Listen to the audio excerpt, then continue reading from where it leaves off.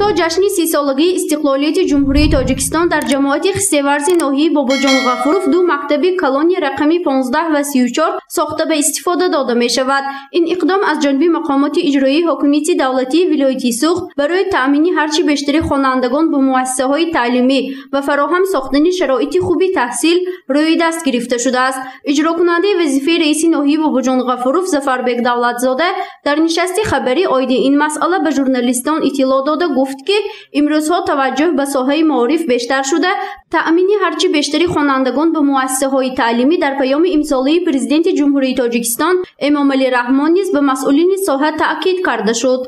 فراگیری کودکان هم نسبت به دیگر سالها ما بسیار توجه داده شدیم. من سپارشی پیشوای معظم ملت هم است که فراگیری کودکان تا 30% برآورده شود. این بیان ما کاربری کردیم. گفته می شود که دوام سال 2021 از جانب خود مقامات اجرایی ناحیه باباجان غفوروف نیز دو کودکستان خصوصی در ناحیه ساخته به استفاده داده می شود. اینچنین مشکلی ساکنان جماعت چشمسار ناحیه بابت نارسایی معلمی زبان تاجیکی در مکتب و نبودن موج موبیلین سال جاری حل خود را می یابد. ظفربک دولتزاده می گوید در مؤسسه تعلیمی رقم 72 جماعت چشمسار ناحیه نیز 4 صنفخانه علاوگی برای خوانندگان مکتب ساخته به استفاده داده می شود.